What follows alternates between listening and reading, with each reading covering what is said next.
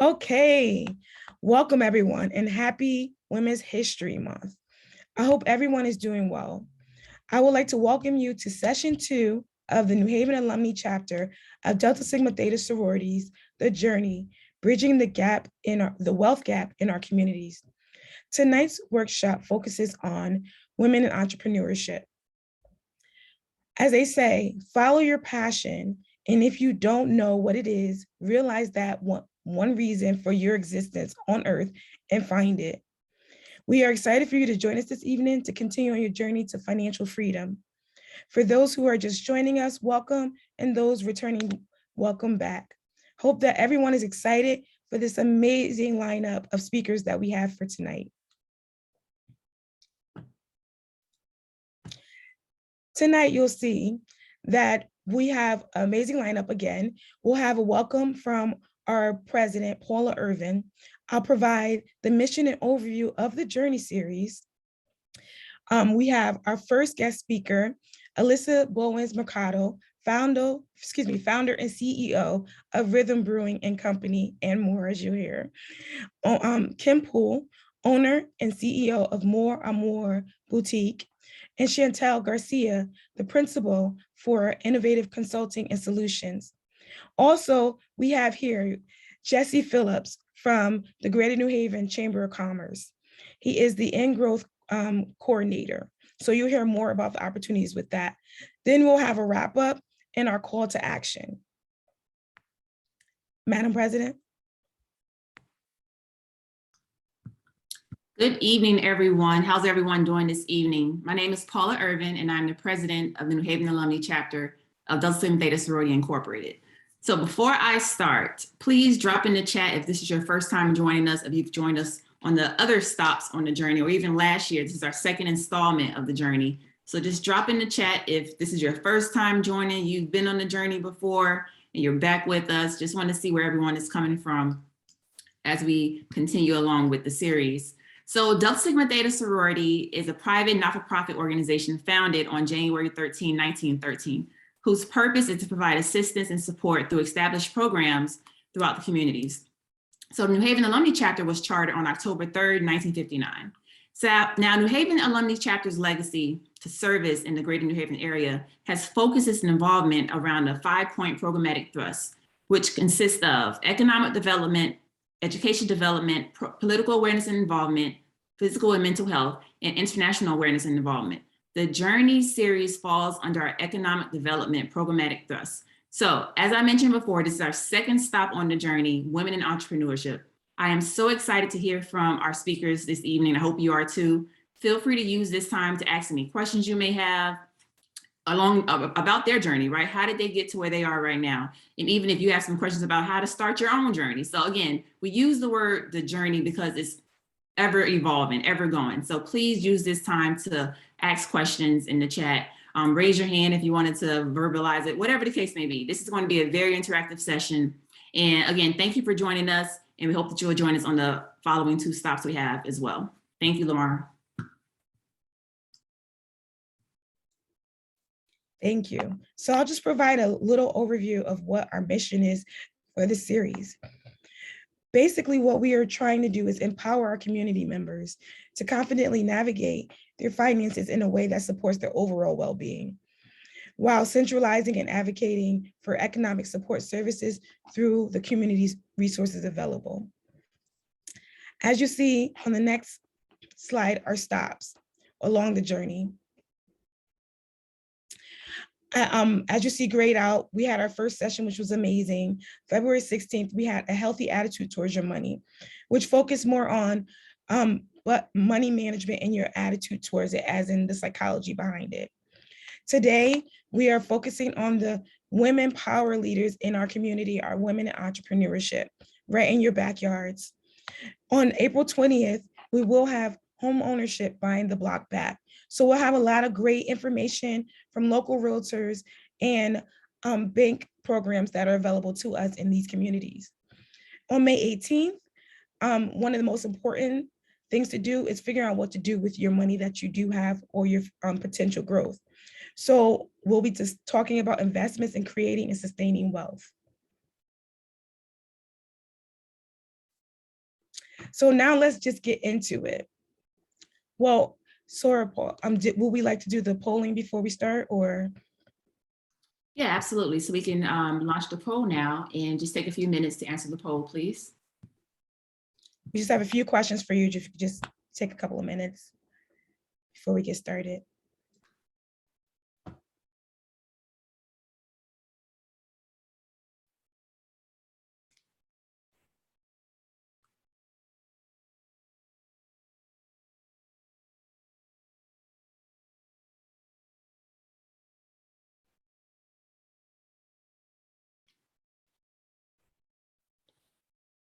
Does everyone see the poll? Thumbs up if you do. Okay, perfect. Thank you.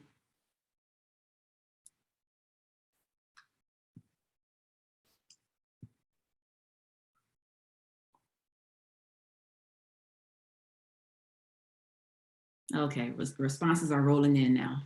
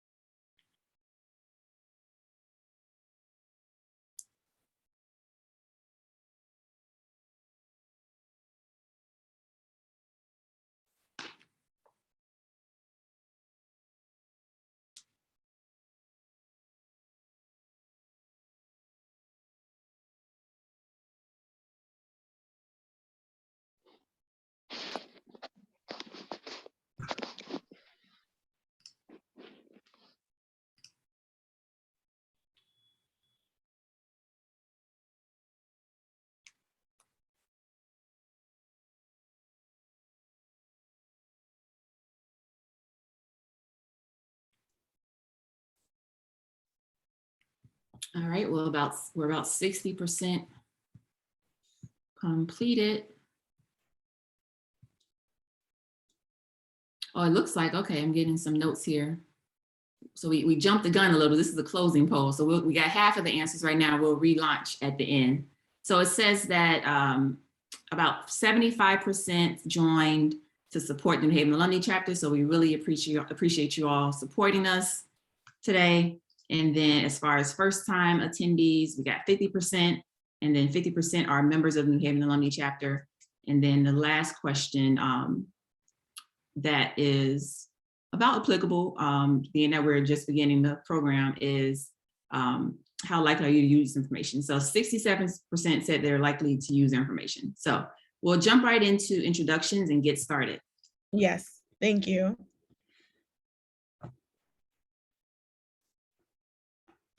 Alyssa is also Alyssa Boas-Mercado is the founder, CEO, and brewmaster of Rhythm Brewing Company, affectionately known as Lady Lager.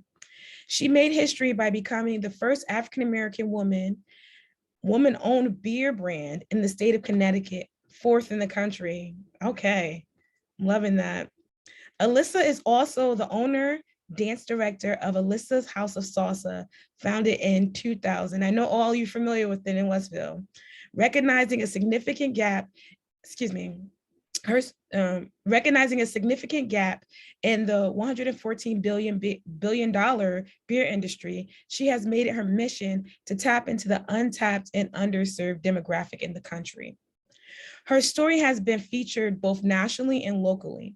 Fox Soul, NBC Universal, ABC, and 75 plus news publications, including Martha Stewart, the Associated Press, and Thrillist. Just recently, GNL named them top 10 breweries around the world owned by women. Okay, that deserves a hand clap. Congratulations on that. New Haven's Women's Business Owner 2021. Both Alyssa's businesses were recently inducted into the New Haven Museum Archive Collection. She has received over a dozen awards and 150 recognitions. Rhythm Brewing Co. produces Rhythm Unfiltered Lager and Rhythm Blue, an unfiltered light lager.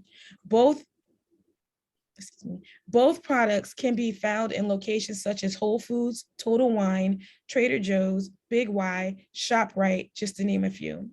With a buyer's list that includes Disney, Mohegan Sun, and Foxwoods, Alyssa is currently pursuing the national distribution opportunities. Please welcome Alyssa, everyone. Hello, thank you so much. Honestly, thank you for that introduction. But thank you to the New Haven chapter of Delta Sigma Theta Sorority Inc. I really appreciate this opportunity to join all of you and to just tell you about my journey and where we have been, where we are going, and how important it is to really bridging the wealth gap in our communities, especially with women entrepreneurs. So thank you, thank you, thank you. I'm really, really excited to be here for Women's History Month. Thank you, thank you, thank you for being here. And just to kind of give us a start, what made you kind of go in this direction? I mean, like you said, it was uncharted territories for you. So what was like one day, what was your background? One day you just woke up and you were like, hey, I think I'm going to do this. No, one day, you know what? I woke up and I said, as far as you know what, it's passion driven. And so anytime you wake up and you have something that just kind of drives you, there's an interest or something piques your interest. If you really just move into it and get educated and dive into it and learn much about it as you can, you're going to find things that you're going to need to open up doors to help a community. And I will tell you, with the beer business, it was initially about making just a really good beer that reminded me of my grandmother's. And so, yes, my great God rest her soul. I'm paying your own beer. Yeah, I wanted to make my own beer, and I will tell you, because I did not. I couldn't find any beers that were out there that really reminded me of them in 2017, 2018. But doing the research, I equipped myself because I knew I was getting into a white male dominated industry. But here was my aha moment. And I hope this resonates with a lot of you, because this is how we begin to heal and bridge gaps in business. And it was that I found out that the beer industry was annually about $114 billion. And I know you've been to barbecues, I've been to cookouts, I've been places, I've been to functions, and people would bring in a 30-pack, a 6-pack, a case of something cold and refreshing. Mm-hmm. besides their water. And when you see, a certain demographic, and we are consuming a lot, but none of those cases or 6-packs, we didn't own any of them. And so I said, anything that's $114 billion and I'm consuming it, at that point, it was a no-go for me. I said, if I'm going to consume it, I'm going to own it. And I think if we start, if we get into a mindset of consumption, but then ownership, there's a lot of things there's so many different, angles that we can go with this, but the beer specifically, it was something that I knew that I had a taste for lagers, just like my grandmother's. But as I researched the industry for 3.5 years before making a drop of beer, any liquid or any pilots, I wanted to make sure that I knew all about the business. And so that was my start on, the beer, because it really came down to how can I put myself and my community and my people into positions in these communities for employment opportunities. Right. That's why this is an us mission. This is a we mission. This is a community mission. If I can be the which we are, factory like these other big, brands that you go to, they're employing chief financial officers, they're employing chief marketing folks, you've got your IT people, you have thousands of employees in these large beer factories. And why can't a Black owned beer company be put in the same position. So every day when I wake up, I want to make a good beer, but I want to also bless my community by being put in a position where I can open doors. And I think that's the entrepreneurial spirit when you're not thinking about yourself and you're thinking about the bigger picture and you're thinking about community. Exactly, because we just discussed earlier, it does take a village on both sides, Absolutely. And, To raise a business. Yes, it exactly, takes a village to raise a a business. business, not just children. So, Right. as for, I guess, so you did your research, you looked into the industry and different things like that. Kind of what was your next step? Like, you came up with your business plan, you had advisors, just kind of what direction should people go to once they have this itch that they need to scratch? Yes. So you know what? Go to resources. If you know someone is in an industry, reach out. I reached out to people from across the country that look like me, that were in the beer industry, and people that didn't look like me, because I was so hungry for that information. So yes, the first thing is to find out as much as you can about that business, and don't be afraid to ask. Just because you ask a question doesn't mean that you're ignorant or you don't know. No one's never. You're not going to know everything all of the time. But I will tell you, research it. But then more importantly, see how you can make a difference or make a change collectively that's bigger than just what you're doing. And then of course the economics have to make sense, but that should not drive you initially. So yeah, if you've got an itch that you're trying to scratch and you're like, oh, you know what, I wanted to open up this jewelry making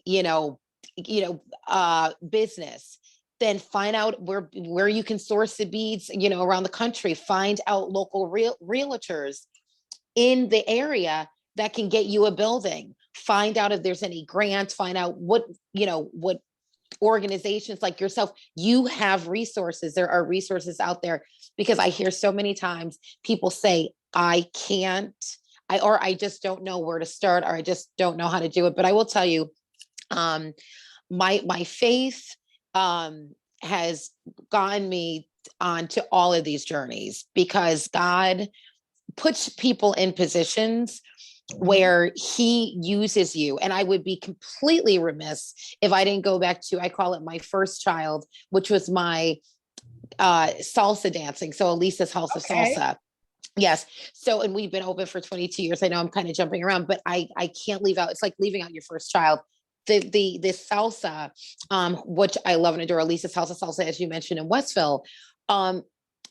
You go out there and it's passion driven. So I always say, these are my ministries. So if I'm in a position, then I know that it is God who is directing me in to hopefully utilize me to maybe be that stepping stone. But yeah, that's the motivation, faith-based.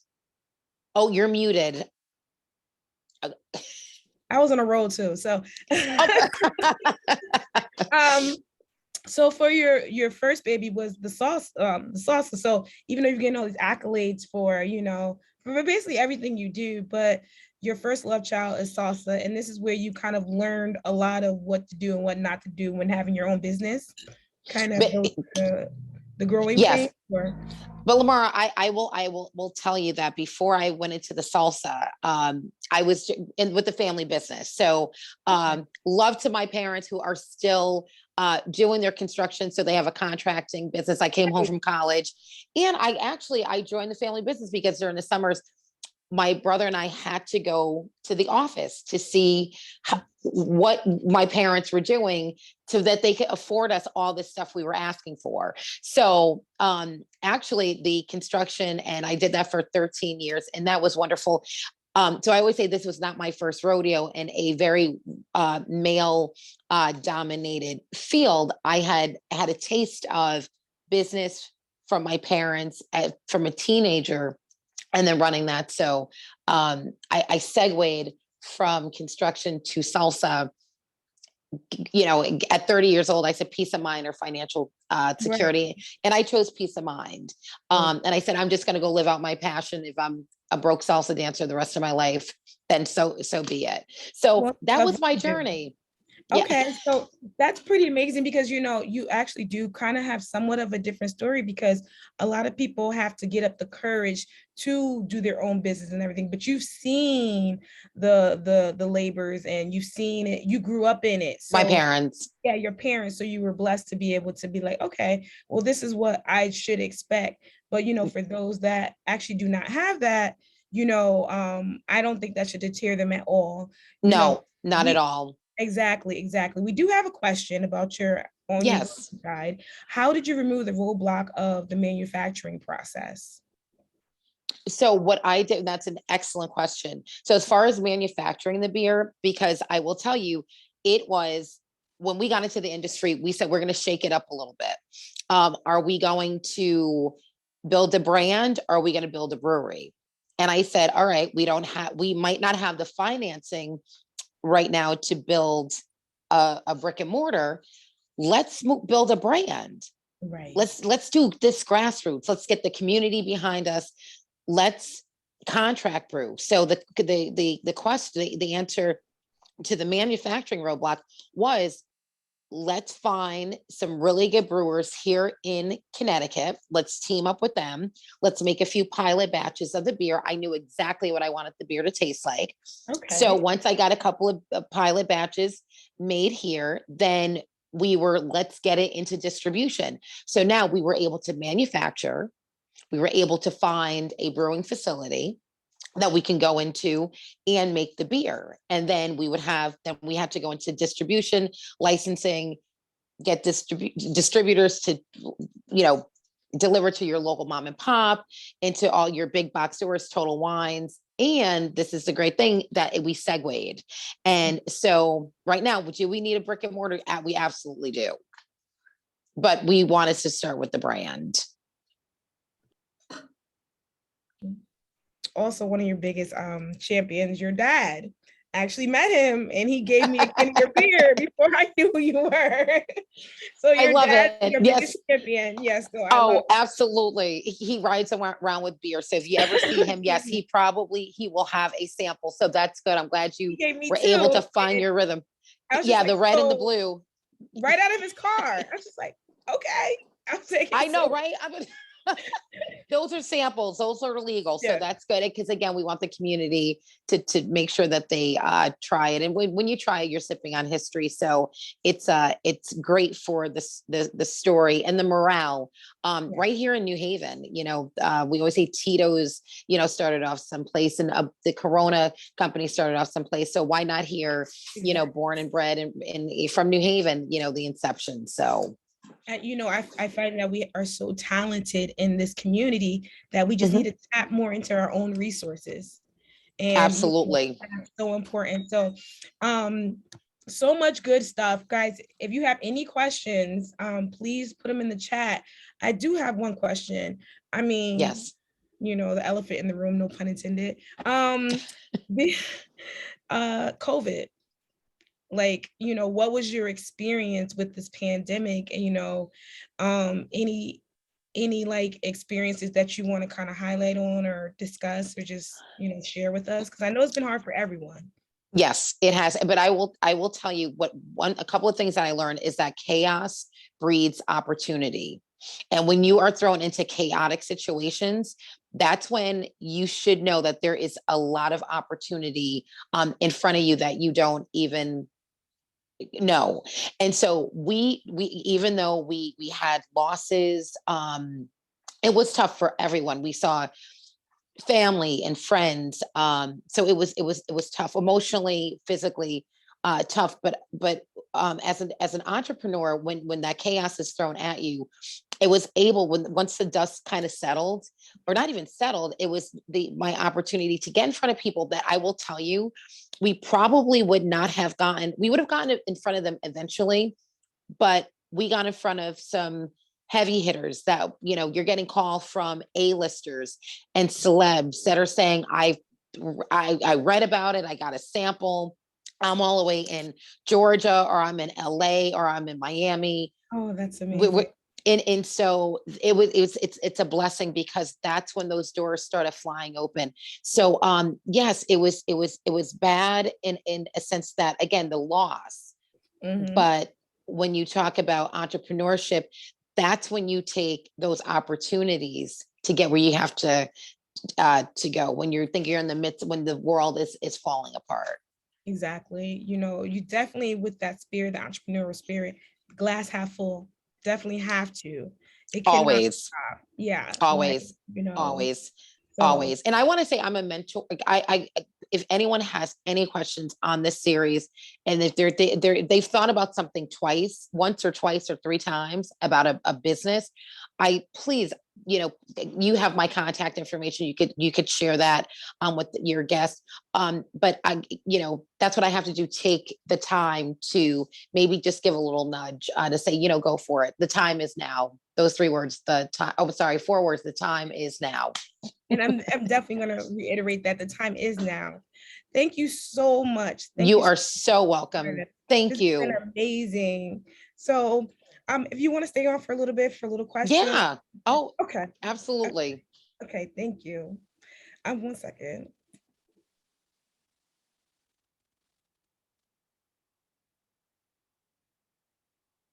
Apologies, everyone. Just have a little tickle in my throat. So I don't want expose you guys to the cough over via Zoom. So again, thank you so much, Alyssa. We're going to continue to move forward. So any questions that come in the chat, we will be sharing her information. So more to come on that front.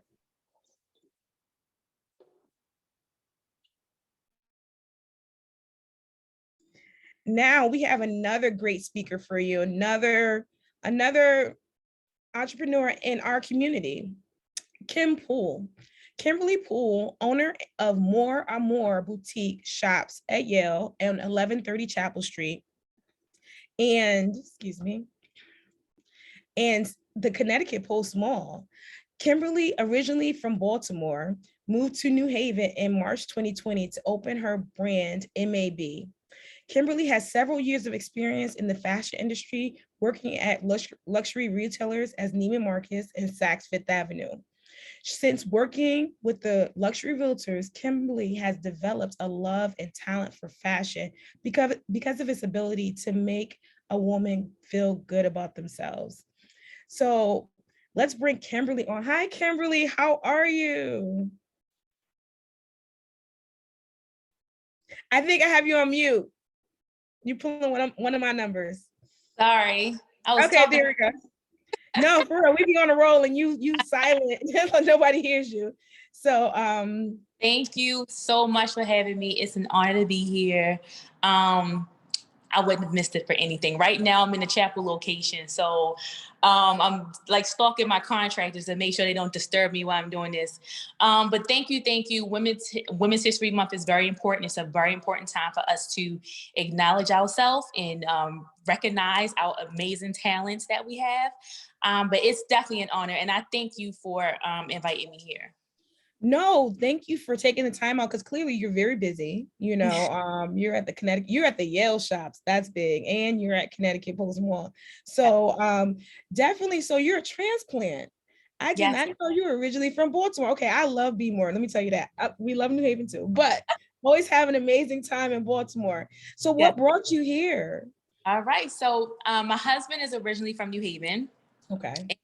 Throughout the time, we would come and visit my in-laws, and we would normally like go out to the restaurants, downtown. And one particular time, I was looking for something to wear. I needed like just a piece. I needed a statement piece, just a top. Give me like a puff sleeve, something. Mhm. Couldn't find it. So we were actually on our way to a Broadway show. I think it was the Bronx Tale at the time, Right. and couldn't find anything to wear. I just needed like that staple piece and couldn't find it. So you know what? I said, I'm always here visiting. Maybe I should think about opening a store. I have the connections from Neiman Marcus and Saks, and I've networked with a few people. I'm still friends with the manager. So I thought about it, reached out to Yale, looked at some spaces, and we ended up on Whaley Avenue. That is great. So so it's basically out of necessity because you're like, hey, I'm a fly chick. I need to be able to find stuff that works for me, Right. and that's basically how a lot of things do start, necessity. What's missing? Why am I looking all over the world when I could just provide it at the Right. fingertips of people? So you've been here so you got here March 2020, Yes. right when everything hit. So how has that experience been for you? And I mean, clearly you're still thriving because you're still here. So Yes. what's your secret? Like, what happened? So it was definitely a scary time. I believe we opened March 7th. And then we had to close down 2 weeks later. Was it a week later? Either a week or two later. Mhm. Opening, my family, friends from all over Baltimore came up. But next thing you know, we were ordered to shut down. From there, I went back to Baltimore Okay. just to regroup, get my mind together. COVID was crazy and scary for everyone, so I didn't know how things were going to play out. Yale called me. We were scheduled to come back in June of 2020. We came back, and then we've been pretty much networking and trying to get the groove back since then. But it's definitely been challenging. I mean, I would say from being open 4 months and then having to close, and then once we came back, I think people were tired of being in the house at the time. So they're like, let me go see what more and more is about. Right. We had a good summer, fall. Then after that, I want to say Milford Mall reached out to us. Apparently, people have been spreading the word about my pieces, so we were honored to join them as well. So it's been up and down, but things are getting a lot better, I must say, within the past year. Okay, so just tell us kind of what do you like, what's like, so your boutique is beautiful. And I see this, yes, love it. But, tell us like, who's your target clientele, women, men, tell us a little bit about it. So pretty much our target clientele is anyone who is looking to step outside of the box. If you're tired of wearing the same old, if you're tired of looking like everyone else, if you just want to stand out, like let's just say it's your birthday and you want to sparkle, you want to shine, you're going to come see me. And I'm going to make right. No, I'm with it. So our target clientele is the woman who's ready to step outside the box. I'm telling you, like every new year, we get a lot of women who's like, Kim, I'm ready for a change. I done lost weight. I done got surgery, whatever it is. Right, do what you gotta do, exactly. Yes, and it's my job to make them look fabulous and look amazing. So, and I want to say I have a little bit of everybody. I sell adjoining pieces, meaning that anyone can wear it, any sex, anybody can pretty much put Love the piece. Love it. We range from sizes extra small to 3X. A lot of my clothing will have some stretch, so anybody could wear it if they wanted to, if they're in between sizes. Mm-hmm. I know a lot of people put on COVID weight, so our pieces, make sure we are COVID weight friendly with a lot of our pieces. So. Love it. So you're essentially, I see a couple of emotions like, oh my, I'm like emoticons, like, oh my God, people putting up their happy faces right now. But so basically, you're like a personal stylist for them. Like they come in, they get this great service, like from the time they get there to the time they leave, correct? Yeah. Big on service. And we just did a big hiring event where I have some of the most amazing staff. I just want them to know, like when you come in, it's about an experience. It's about being greeted. It's about a smile. It's about, even if you come in with a frown, you're going to leave with a smile. That's how we feel. So we believe in experience. We believe in customer service. We believe in helping. Like we love what we do. Any of my employees that I hire, they are in the fashion industry. They're coming up with their own clothing line. They're coming up with their own slides, lotions. So I'm helping these young ladies find their inner passion in fashion. Nice. It's nothing like doing something that you love and you love to do. So, yes. For that. So we do have a question. How did you handle the financial struggle during the closing? Or maybe it was not a struggle? Well, at the time, it was just myself. So I didn't have much staff. We just opened up. So it it was a bit of a struggle, but not that bad because I didn't have staff. Now that I have staff, things are a lot better, but I don't know how I would have handled it with, a new business. I didn't qualify for many loans because I'm new. I didn't have the tax return. So it was a lot going on at the time. So luckily, at the time I didn't have staff. So it kind of worked out for me. No, agreed. You like, so you were just kind of like just the solo, like, Yeah. at the time. Uh-huh. Understood. So how are you? I know you mentioned Neiman Marcus and Saks, girl.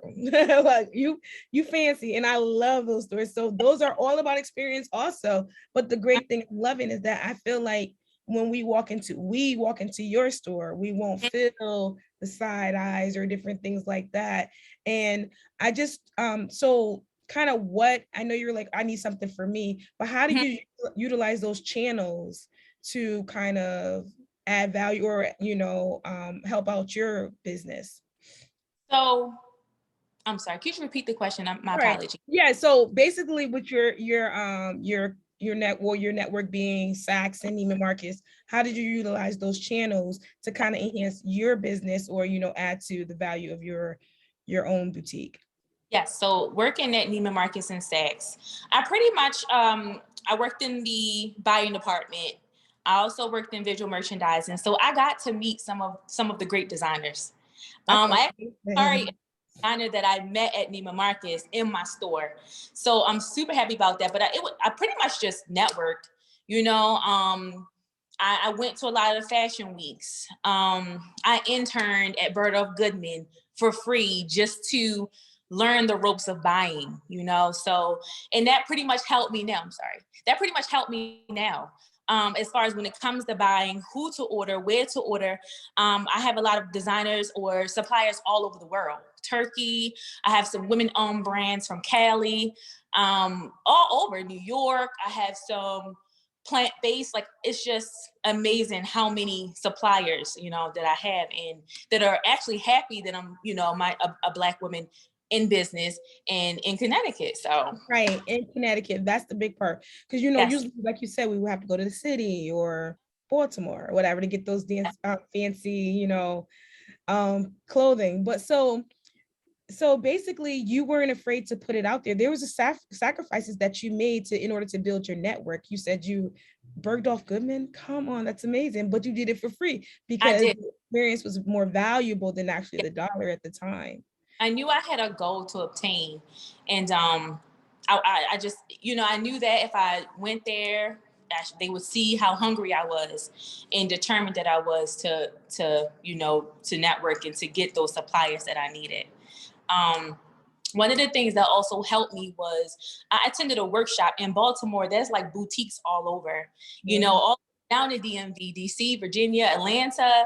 So a lot of my friends own boutiques in Baltimore. So right before I decided to sign on the dotted line here in Connecticut, I went to a workshop with, I don't know if anyone knows Milano. She's the Milano. She's a famous designer from Philadelphia, and she had a workshop.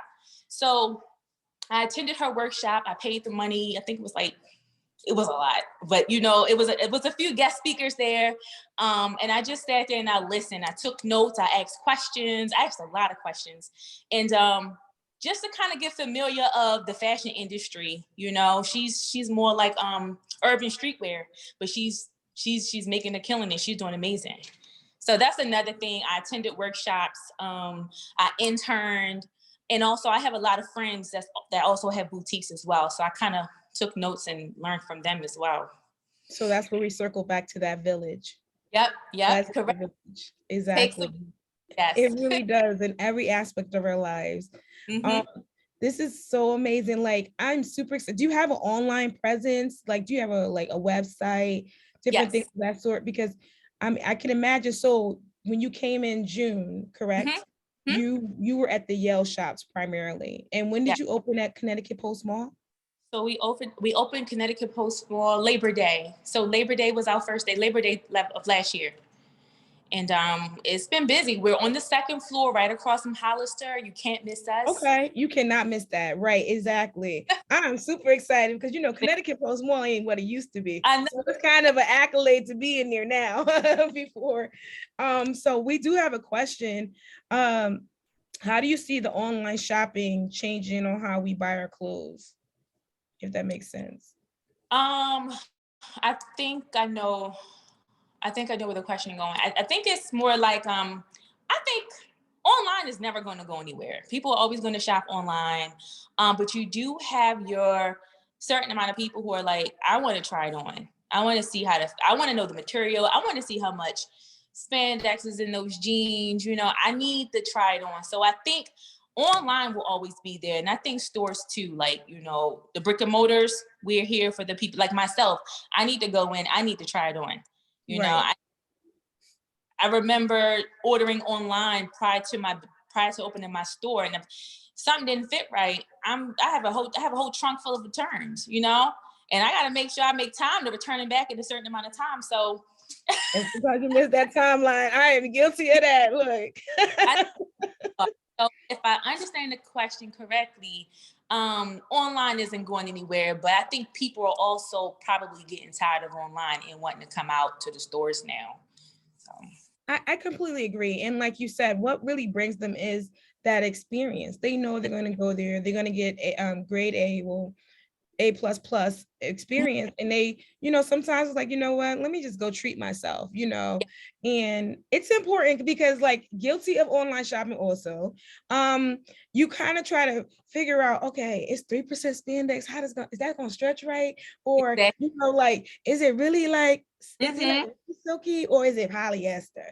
So you never know. Like, so it's just like, it is about that experience. Yes. So, that's the thing. I'm getting a lot of comments. Oh, sorry, go ahead. Okay. No, people are saying they love your fashion. Oh, the store is beautiful. And so people are watching you. Thank you. Definitely kudos to you to be a transplant, to come here and do this, because honestly, you just answered the question that a lot of us, women and men in New Haven, have been like, where's the store for us? We want to step out. Right. So, do you have any words of advice outside what you've already to kind of people who are thinking about that? Because retail can be hard to get into. Yeah, I say take your time. Don't give up. Don't get frustrated. I know, entrepreneurship is a tough job and we wear many hats, but just take your time, and when you know it's right, the right time to step out, you'll step out and you'll know. That's all I can say. Just work on being the better version of yourself, and then you're ready. It was something else I was going to say as well.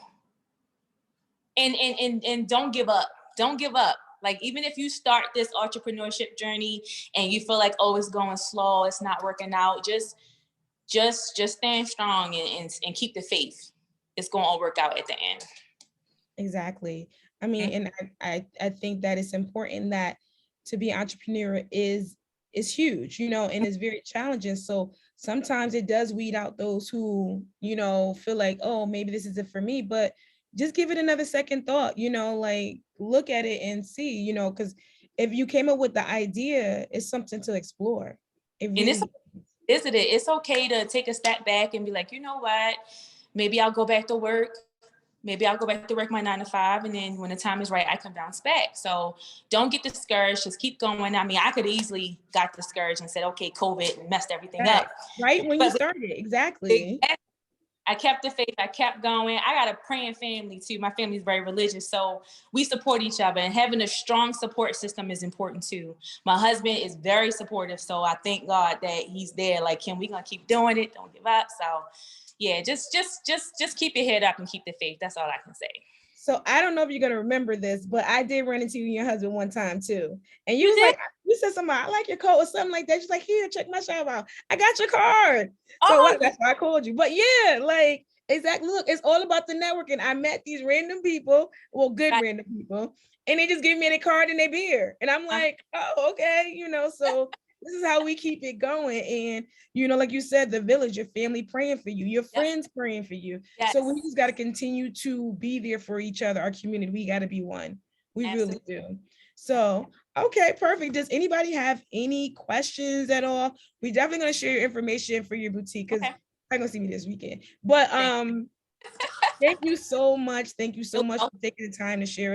If you want to stay on for a hot second in case people have questions later. Absolutely. I know. Okay, that'll be great. Thank you so much. This was great. Okay. So our next speaker. Are y'all excited? Because I'm excited. I'm loving all of this energy. Like, I just want to say that I am so proud of my sisters. And I am like, a lot of us are 6 degrees of separation. We all know someone that knows someone. When they all got on the phone, they were all like, oh, hey, girl. Like, so they clearly support each other. And I love it. And I did not tell them that they were all going to be up there. Of course, they saw the flyer. But they were just like, hey, girl, they knew each other before then. So definitely, guys, please take advantage of this. Even if, giving them their flowers now, I'll read those comments also. So next, our last woman entrepreneur, but we do have a guest speaker from the Greater New Haven Chamber of Commerce that'll help and give us our resources. So please stay on. Last but not least, Chantel Garcia.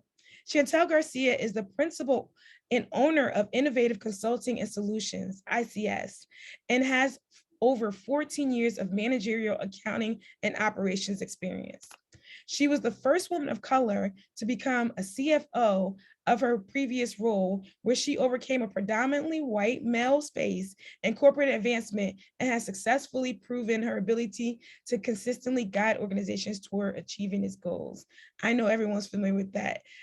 Kudos to you, Chantel. Her level of attainment, coupled with the barriers she overcame in the corporate world, is what prompted her to become an economic force as an entrepreneur. She launched Innovative Consulting Solutions to help business leaders keep their companies organized, productive, and profitable by providing senior level financial management and accounting services to help them work through challenges they face while managing their company's finances.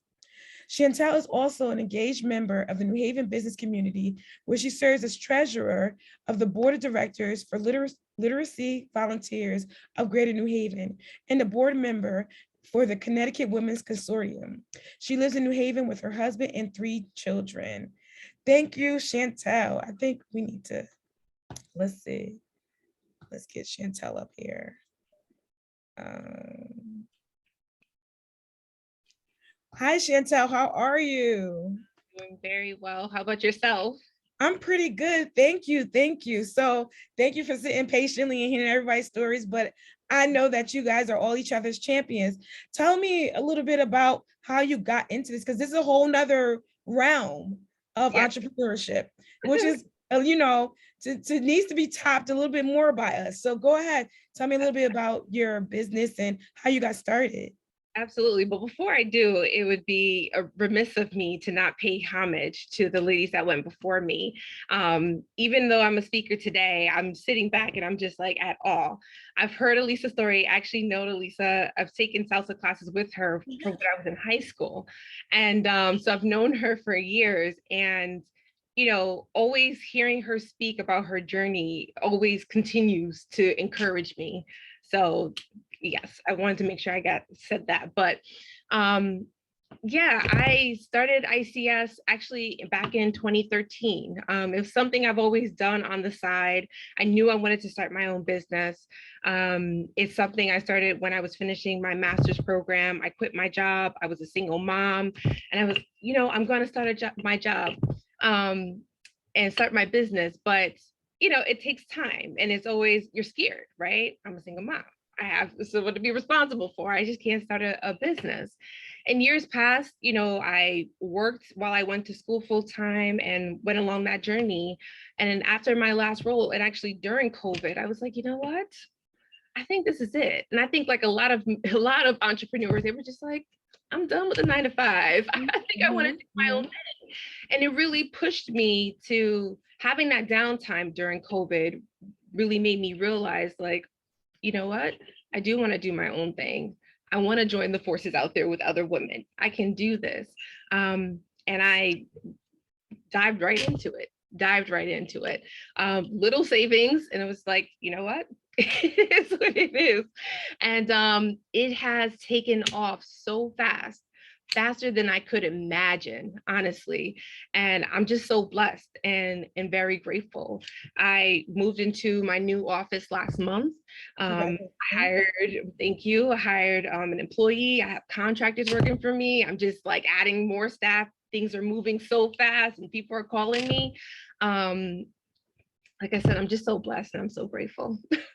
That's amazing. So, you kind of took the corporate route and then you're like, you know what, I could do this better on my own, or sometimes too many microaggressions, too much drama in the office, and I work in finance, so I'm familiar with, the male dominated environment.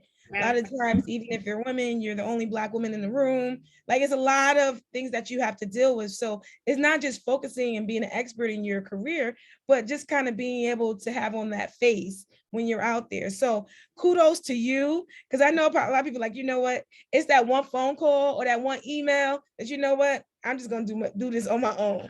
So, right.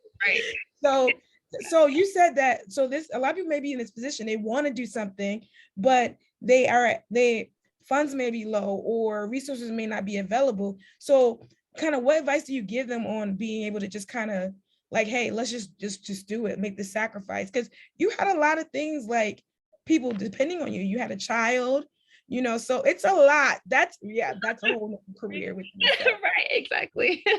So, how did you just kind of just like, you know what, let me go? Sure. So it has been something in front of mind. I think the first thing is stop talking yourself out of it before the financial piece, right? I was on this like double dutch, like not yet, it's not right, it's not perfect. But I was like, you know what?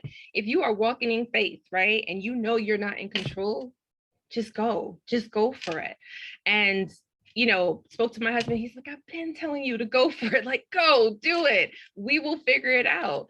And I haven't gotten to a place where it's like, we need to figure it out. It's like, no, it took off, and and God had me along the way.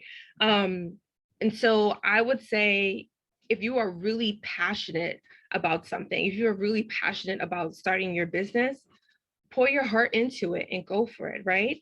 Sometimes you do need to make the transition and kind of do that double dutch for a little while, but not to the point where it's like, I'm not sure, but more of, I'm going to work my 9 to 5 until my business, or, it's no longer a side hustle, it's a business. Exactly.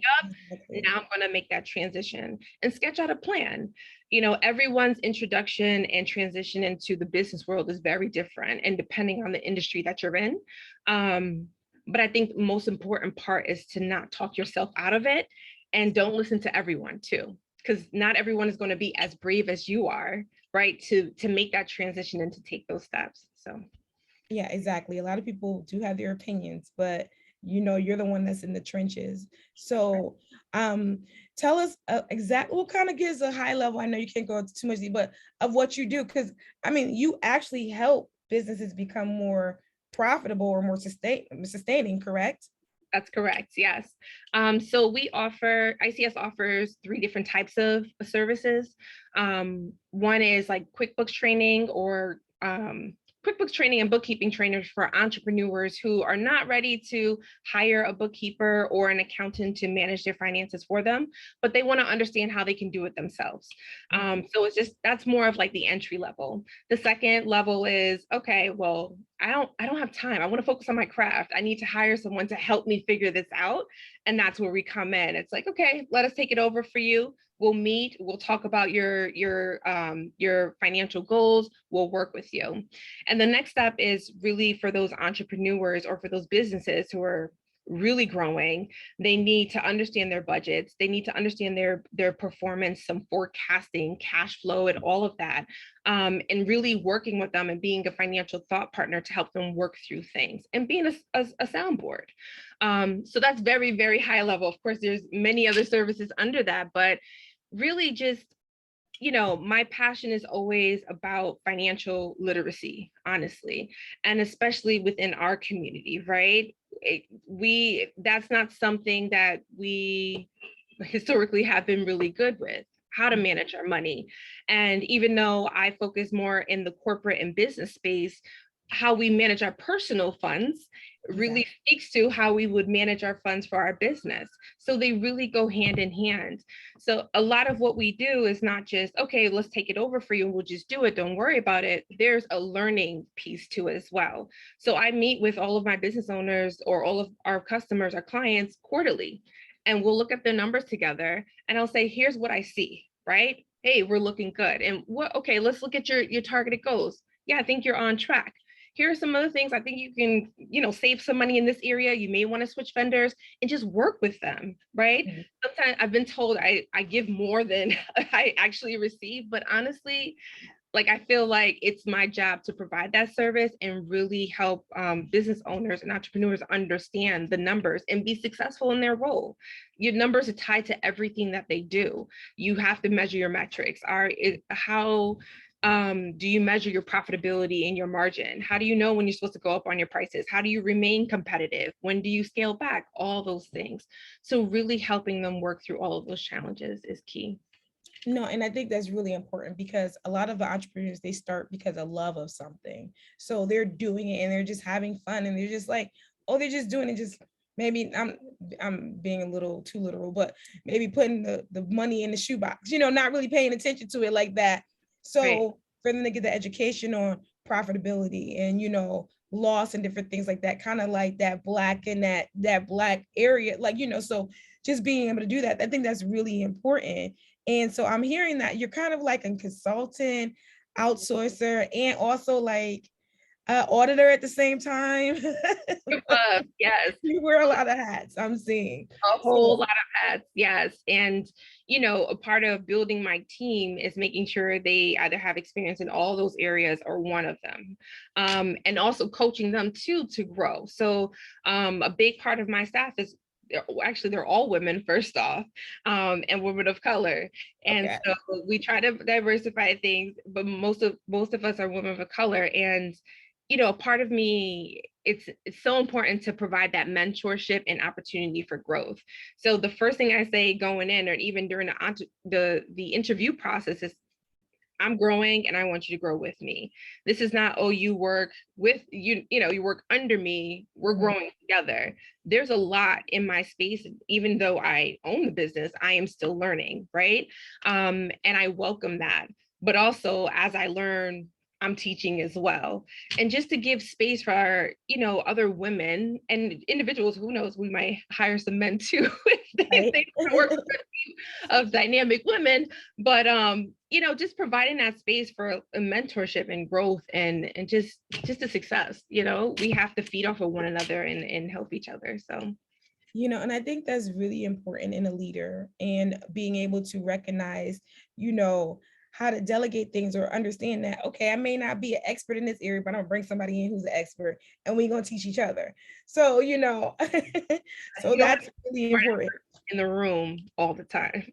I'm sorry? You don't have to be the smartest person in the room, right? You surround yourself with smart people. Exactly. And that's important. So out of, I don't know, do metrics, but out of your businesses, like, so you're focused in the New Haven County or all of the state of Connecticut? Like, what's your area? So it's actually virtual. All of our services are virtual. So we have clients in California, we have clients in Atlanta, New York, Wisconsin. We're just kind of a little bit everywhere. And of course, here in Connecticut. So all of our services are offered virtually over Zoom, which was fitting during COVID, right? We didn't have to worry about anyone coming into the office. And I honestly worked from anywhere. We were down in Florida and I'm like, hey, take some calls, and do work remotely, which is great. But it also allows me to connect with a lot of business owners outside of Connecticut. So it furthered my reach there. And even the individuals that work with me as well, not all of them are here in Connecticut. So that's awesome. Oh, wow. That's awesome. That really is. So as for like, I was going to ask, how did COVID impact your your structure, but continues, it seems like business just continued on, correct? Yeah, it has, yes. Because a lot of businesses were looking for the virtual services, and they were closing their in-person operations and really moving to remote, or trying to find ways to reduce their overhead, unfortunately, right? Because that came with a lot of staff cuts and things like that. They were looking for ways to outsource some of their back office and their operations. So they approached companies like mine to provide that service. And because it was all done remotely, but also building out infrastructures and processes to help streamline at the same time. So. Oh, so your quality too. Okay. You were in all the hats. Okay, Yeah. so basically because of your original format of just, being virtual also, when it was time for COVID, it was seamless transition for you. That's correct. Yeah. Yeah. Did you see that well, as things were overhead in regards to no more in person and different things like that, did you see an increase in your clientele? Did you see that more people were coming to you? I did see an increase, yes, for sure. Again, everyone was trying to reduce that overhead, or they've gotten used to being in this virtual space and realize, like, actually, we don't need an office, right? Let's forget the copier machines and all the paper and renting an office space. We can actually function in this virtual world, and we can work with a company that operates that way too, so that it makes things so much easier. So, how was it I'm sure you have some clientele that are not from the computer age. So how is that working out, and how are you able to because that's a relationship thing too. Like, you have to build those relationships. So how is that working with maybe people who are accustomed to online and different things like that? That's a very good question. I actually do have a few clients who are just like, Chantel, what do you want me to do? Right. They're local, right? And honestly, there's one client, she leaves an envelope for me on the porch, and I go pick it up on the way, dropping my kids off to school, drop them off at like 4 different places. Hilarious. And we make it work, Right. Sometimes they send me text messages of things, and we make it work. Obviously, it's not always ideal to have a lot of customers like that, but I have customers that I realized, like, look, especially the nonprofits, right? I stand behind their mission and what they do. So in many ways, I just like, we'll figure it out, because I want to support. And like you had mentioned before, a lot of business owners or business leaders, they know the mission and they focus on that craft. So being that support and that help on the back end, for me, it's like, this is how I contribute. I can't do what you do on the front end, right? But I know spreadsheets and numbers and all that fun stuff. So let me figure it out for you. Yes. Okay. So are you more on the back end once you've been established, I help you, or do you help them, like, say if they want to form a nonprofit or different things like that? Like, to what extent do you provide those services, the consulting? Sure. So it's really for established businesses. So once they're established, and really for businesses who have, if it's a nonprofit, they've received grants or contributions, they're like, okay, what do we do next? What are we allowed to do? How do we record this? What filings do we have to do at the end of the year? For the for-profits, the same thing. Like, how do I organize this information? What am I looking at? I see a whole bunch of numbers on the paper, right? So really, you've already established a business, and it's like, now what? How do I manage the finances? How do I budget? How do I monitor the cash? Not just looking at my bank balance to say, oh, I have money, we're good. It's like, well, not quite. You have more coming out than coming in, so it's not working. Right, exactly. So all of that, and really just preparing them for tax season. We don't provide tax services, but we do make sure, like, they have all their financials together and they are ready for the tax preparer, helping them prepare for audits. Nonprofits who make a certain dollar amount, they have to, have annual audits and all of that. So I have a lot of experience in that space too. Wow, I'm so impressed that you just kind of took this in, and your background is in finance, correct? Or, well, sorry, accounting, managerial accounting. That's correct. So a lot of just the nuts and bolts of accounting, a lot of the work that a lot of people don't like to do, but I enjoy doing, right? Right, exactly. And yeah, I started my career off as a bookkeeper. I was working at an auto body shop and then worked my way up to become a, staff accountant, senior accountant, financial controller, and eventually CFO, and really overseeing not only finance, but IT, HR, capital improvements, facilities, data operations, all those fun things.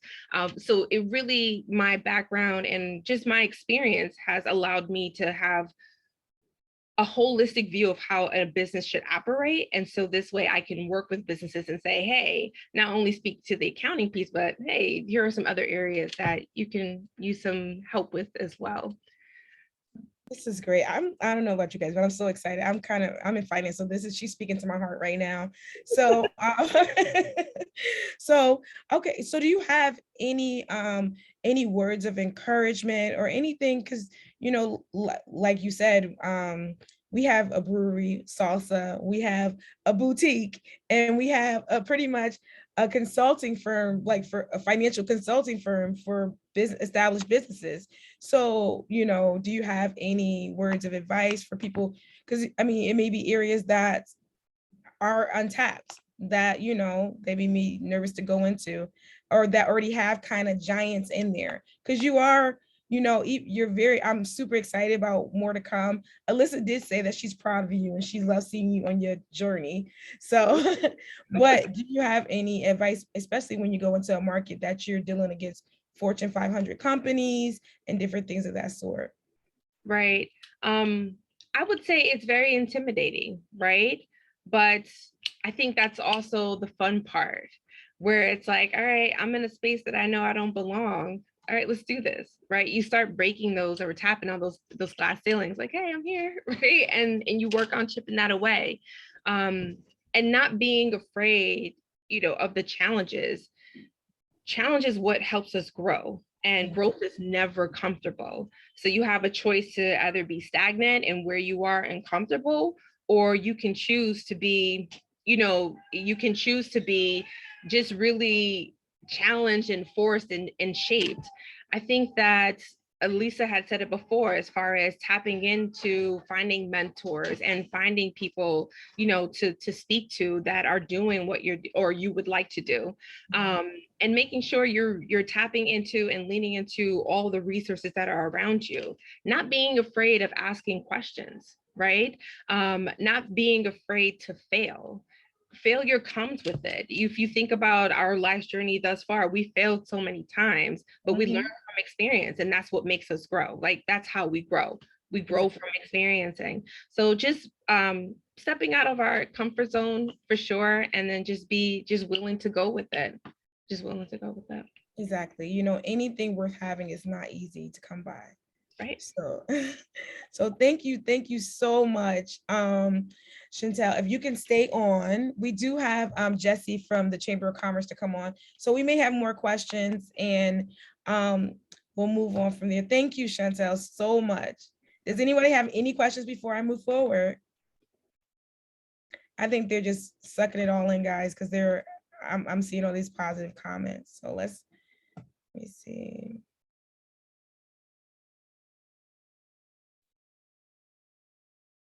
All right. Okay, so we had our last woman speaker of the evening. Now we'll have Jessie Phillips come up, and let's see, there you are, Jessie. I'm gonna add you. There we are. So Jessie Phillips has 20 years of experience working with the statewide advocacy organizations, nonprofits, churches, city administration, and electoral politics on the local and state level. Jessie is currently the coordinator of inclusive growth for the Greater New Haven Chamber of Commerce. In this capacity, he coordinates technical assistance support and build partnerships between BIPOC, minority, women, and LGBTQ++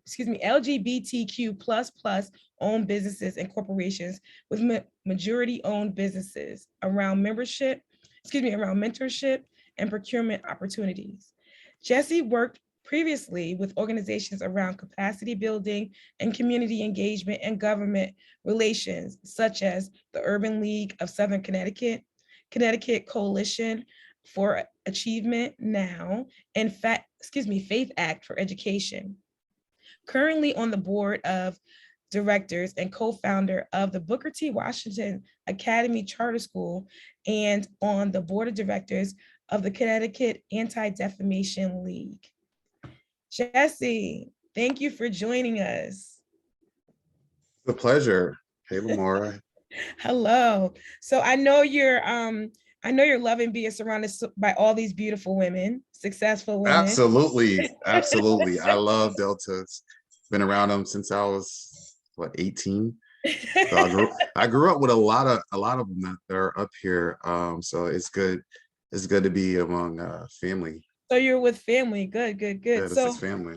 So I'm sure you're loving Women's History Month with everything that's going on. So thank you for joining us. I thought it'd be great for you to come on, and being that you're lead for inclusive growth at the Greater New Haven Chamber of Commerce, kind of tell us what you do and why what you do matters to entrepreneurs in New Haven or Connecticut, period. Cool. So the Inclusive Growth Coordinator, my responsibility, and that's my title, but responsibility is to make sure Black and Brown and disadvantaged folks in the community have, business owners and professionals have access to mainstream economic growth within this region, right? So if the region is growing, our white majority counterparts, so should the rest of the community and folks that look like you and I and others on this Zoom. So I've been doing this. I've been in this position, I think, for the last 5 or 7 months.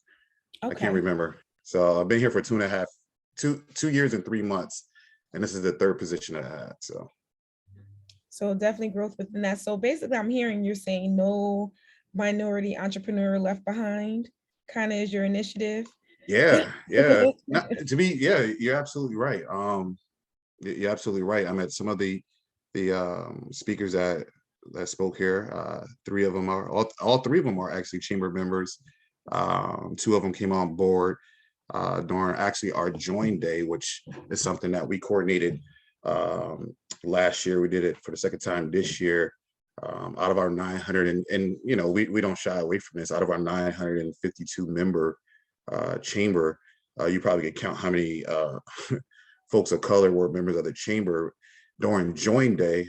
Folks like Chantel and others, we had about 25 to 28 businesses join during the month of Black History Month. So every year our numbers are growing among our demographic of folks. So that's good. So we're nowhere where we need to be, but hopefully it will continue on that trend. But those are some of the things that I'm responsible for, that I coordinate, is our annual Join Day, bringing in, diversifying our chamber membership, diversifying our chamber board through recommendations that I gave our president and CEO, Garrett, as well as just making sure that Black and Brown entrepreneurs and others are connected and assimilated within the chamber, and at the end of the day are able to make money. So kind of what are some of the benefits to, well, first, how are we reaching out to these minority business owners? Like, because you're talking about via virtually and like kind of having a storefront, or, what's the criteria? The criteria is to want to be a legit business. So you have to be registered with the state of Connecticut. Yeah, it has to be registered with the state of Connecticut. But I mean, we're not that technical. It's just like, if you get paid a membership, you're pretty much a member. But if I'm going to work with you and try to connect you, we're definitely going to make sure you're tight and you're ready to do business with folks. And we call it procurement ready. Readiness, just like you have career readiness. So you definitely want to make sure that folks are legit, and start building relationships, connecting folks with opportunities. And if you're not there yet, or you're just an entrepreneur, or you have an idea, my job is to also connect you to free services to help get you from point A to point B. So you could go from an idea to registering your business to getting free help on business plans, marketing plan, anything that help your business grow. That's my responsibility for the BIPOC community. Nice. So basically, you're the go-to guy. So if people want to start a business, hey, Jesse, I have this idea. Can you help me get started? I mean, clearly you're serious about it. So what resources do you do? So this is within the Chamber of So within Commerce? it, so within the chamber, so say you join the chamber tonight, or even if you don't, or I come in contact with you, because we don't turn folks away if you're not a member as well. So that's, if you need help, I'm going to help you. That's what we're going to do. So if you're lacking in anywhere, in any aspect of your vision, your idea, or if you have an established business, I'm then going to do an assessment and then figure out what are the best or coordinated services that we can help you with, whether it's, all right, you need, I'm always referring folks to the Connecticut Small Business Development Center, which is free.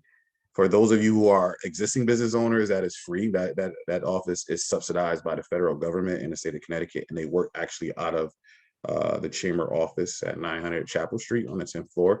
You could go to their website and request a free business consultant, and it has several categories that you pick where you need help in as a business owner.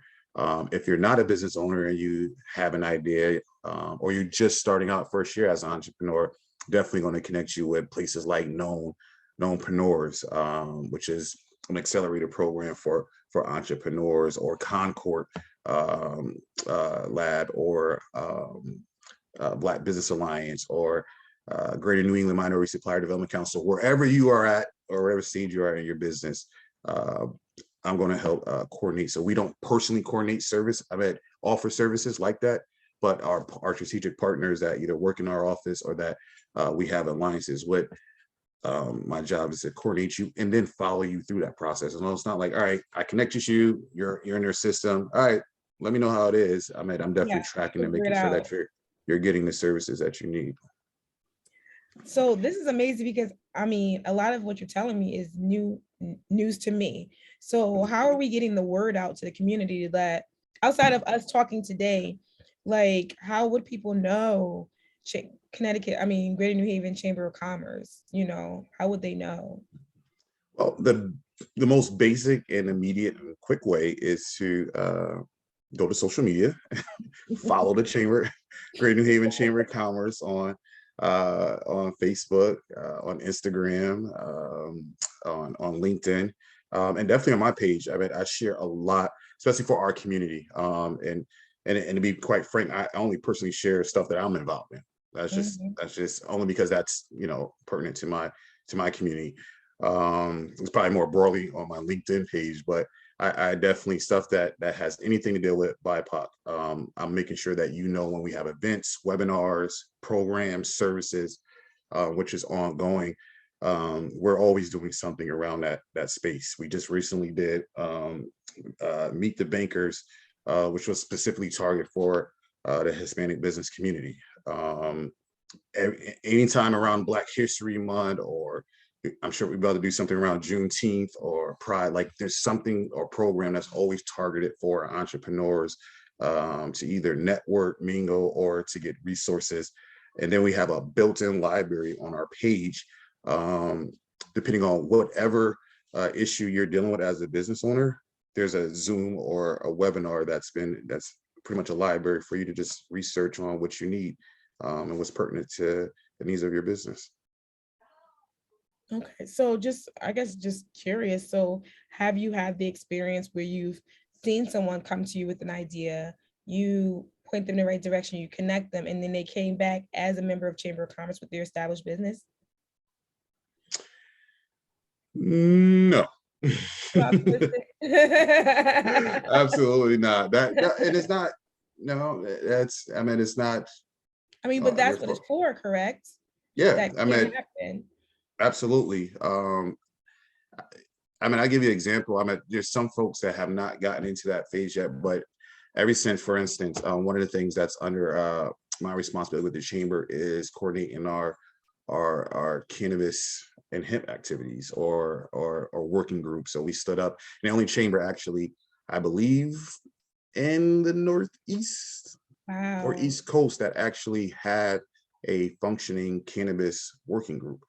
And these are folks that are in the cannabis industry, et cetera, but also those who want to go in the cannabis industry. So over the last 6 months, I've been visiting cannabis and hemp facilities, cultivators, and folks have been constantly either inboxing me, reaching out, Instagram and Facebook, Black and brown folks, mainly Black. Like, I want to go in this space and I don't have anything legally structured.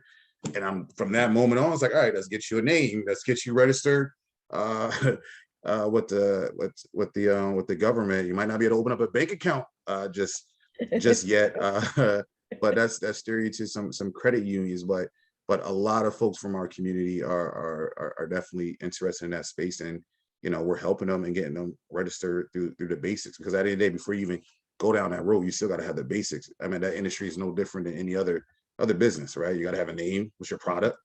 You got to have a business plan. You got to have a marketing plan. That's part of that. You have to have, Chantel to help probably manage your Exactly. stuff and talk about, what are the tax laws as relates to that, because it's totally different than regular business. So we're definitely helping folks. And then, if they choose to be a member, that's on them. But it's not like, I knock on the door, because one, I'm not part of the business development team, so I don't sell membership. I sell a service, regardless of whether you're a paid member or not. So if you decide to join, that's on you. But I'm definitely not pushing membership, nor do we push membership as it relates to the work that I do. So you're you're here for our community. And I agree that, like, when I asked, well, how do people know? If you want to know, you'll find out. So definitely, do you have what was your experience? I've asked all the ladies about COVID and how it impacted. What did you see on your side of things? Oh man, I mean, we all seen a lot, right? From Yeah. as high as the federal level, seeing 41% of Black businesses permanently close their doors in the first 4 months of the pandemic. The majority of African American business owners did not receive PPP, right? These are things that we seen, right? On a local level, I mean, we've seen closures, right?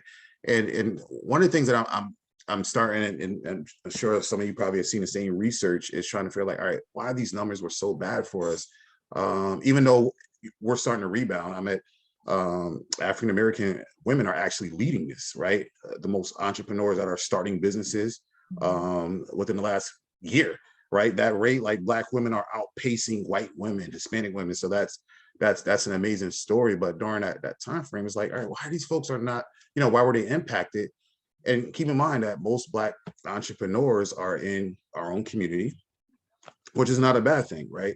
But again, you're already limited by doing that, and you're only depending on people who look like you and I to make money as well, which is a bad strategy. So if anything that's going to impact that community is definitely going to impact your bottom line. And I think there's most likely been lessons learned. Like, all right, one, I as an entrepreneur don't want to just depend on my people to make money. Two, I want to make sure that I have somebody like Chantel and my paperwork is dead, right? So I can qualify and have all my paperwork done so I can receive PPP. Most folks didn't receive PPP, not just because of other issues, but because my basic stuff is not right. I don't have a traditional banking relationship that have all, that whole technical stuff. We was out there doing it, but it's like, sometime, I don't know, I'm not dealing with QuickBooks. Like, so how do you go in it? Like, that doesn't Like make I said, sense. they put the money in the shoebox. I don't know if you were Right. Just weird, but it's just like, and I think there's always going to be storms that are going to be coming. So I think folks have learned, and hopefully they have learned, but these things impacted our community. A lot of it was on us, and a lot of it was other factors. Like 79% of white folks businesses that apply for PPP, they received their PPP, right? I think it was 48 or 50% of Black people that submitted received. Like, that's a huge gap. But again, most of it was technical stuff. And locally, I mean, we responded. Our chamber was impacted. I mean, 25% of our membership dropped. early on, we received a $100,000 grant from Wells Fargo that we immediately put out in grants between 2,500 and 5,000 businesses. I can say that 43% that money went to minority-owned businesses right here in New Haven, specifically. So, I mean, I'm definitely excited about that. But again, that was one time. Of course, more stuff is needed, more support is needed, and we still are in that recovery phase, and it's going to be a long while until we able to attempt to come out, or at least want to not go back at the same levels we were before, but hopefully go past that.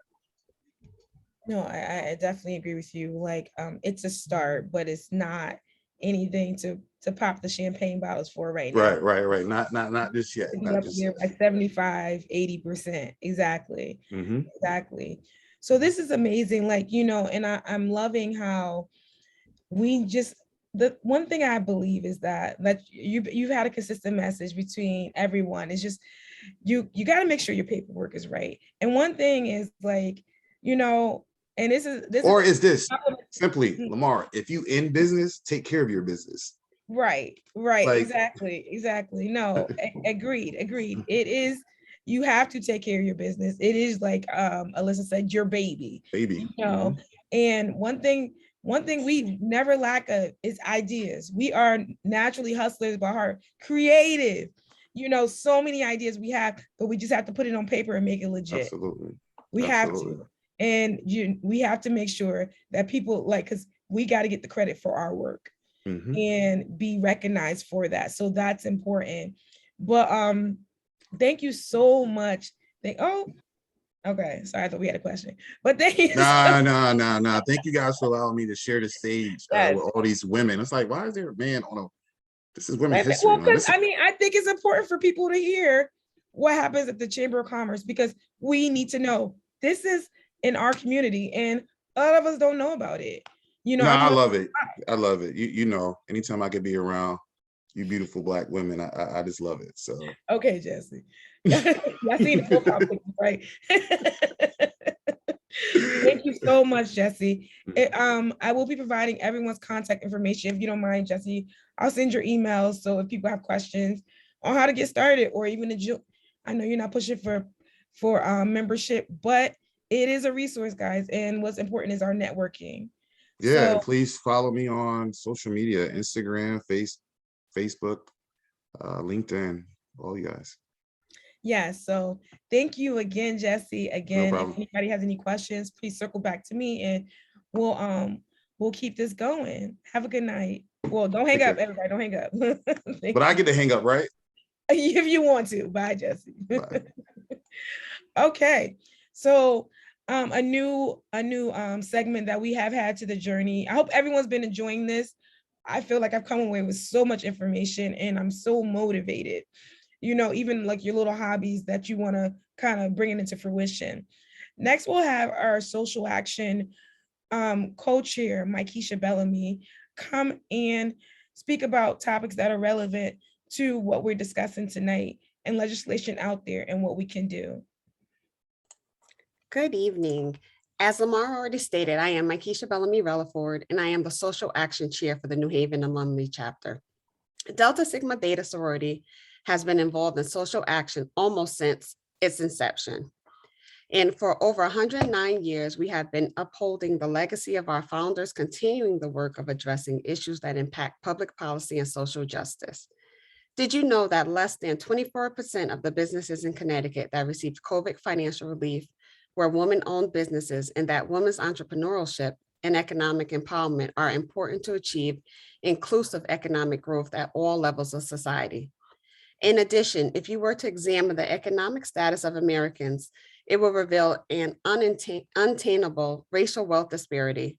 The average Black household earns approximately half of what the average white household earns, and that addressing the racial wealth gap and improving growth programs and activities related to women's entrepreneurship and economic empowerment is essential to achieving economic justice. As members of Delta Sigma Theta sorority, we urge you to contact Congress to enact laws that will protect the powers of Consumer Financial Protection Bureau, support gender pay equity, and require federal contractors to eliminate gender disparities in compensation and assure a minimum level of paid family leave without preempting state or local protections. In order to do so, I'm going to provide you with a link so that way you can locate your representative. And once I provide you with the link, if you have any questions in regards to what you should say when contacting your representative, please feel free to send me a message through chat with your contact information, and I will provide you with everything that you'll need in order to contact your representative. Lamar? Thank you. Thank you so much, Maikisha. So everyone, please visit the link. As we move forward, these are topics that are facing us economically in every way. So we need to hold our legislators accountable. We have to.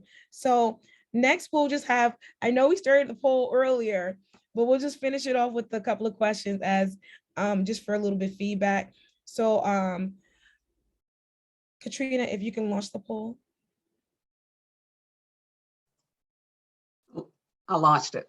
Okay, thank you. Yeah, if you could just answer those briefly, and then we'll provide our next steps, and then we'll let you go for the night. Thank you, everyone.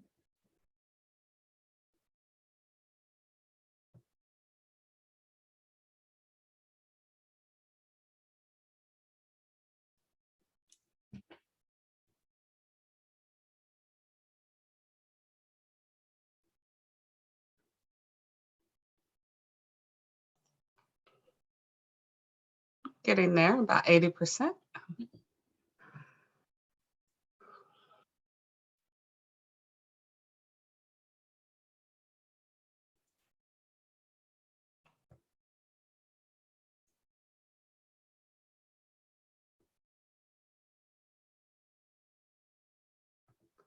We'll give everyone just a few more minutes.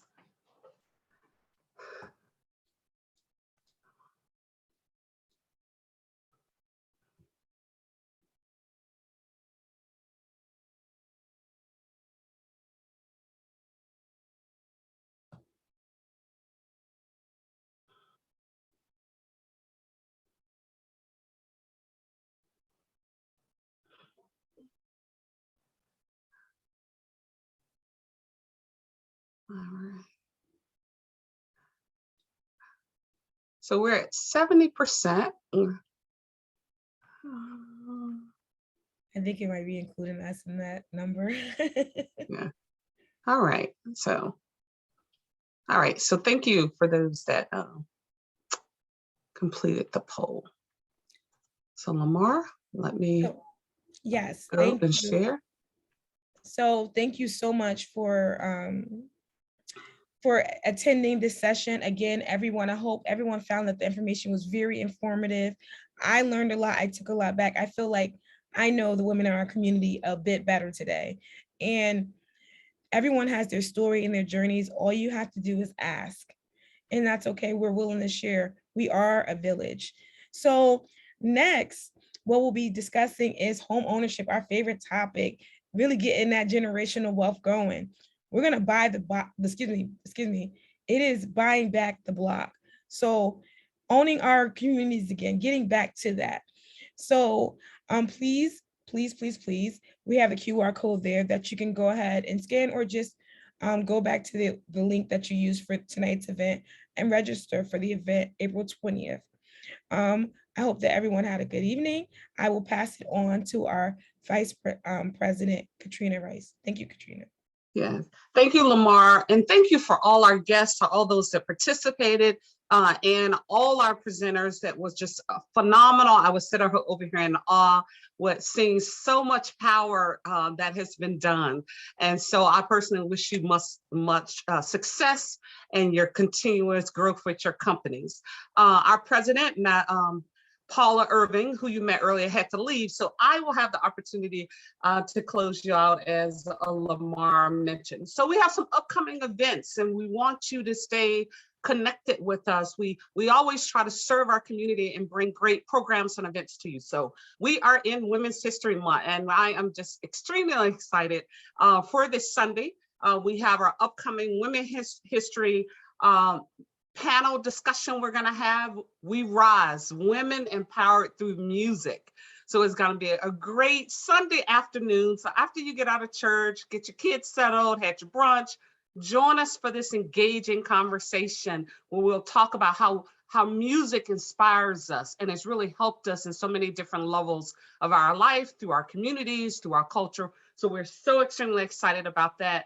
The registration is here. We've been sharing it on social media. So we'd love to see each and every one of you there, so that as we're coming to the end of Women's History, it's another opportunity for us to celebrate ourselves. Then finally, we have our Delta's Authors on Tour, where we are spotlighting and highlighting in a number of successful Deltas that are now authors. So we have an amazing event where you're going to have an opportunity to meet and hear about many of our sorority sisters who are actually authors as well. And that is open to the public. Books can be purchased. So we have that event coming up as well. So we're really excited. This is just two of the immediate events, but we have for the rest of the year, you're going to hear a lot other things that we're continuing to bring to the community. And as Lamar said, we want to see you back here in April on the next stop in the journey to talking about buying back and how can we get home ownership in our community. And then just follow us on all the social media outlets and keep up with us. We want to keep up with you. So please reach out if you have any questions or be engaged with what we're doing. So I appreciate, on behalf of our president, Paula Irving, on behalf of all our members of the New Haven Alumni Chapter of Delta Sigma Theta Sorority Incorporated, I sincerely thank you for joining and spending a little bit of time with us tonight. So have a wonderful evening, everyone, and I hope to see you on this coming Sunday for our Women's History program. Starts at 1:30. Thank you. Have a good evening. Have a good evening, everyone. Bye-bye.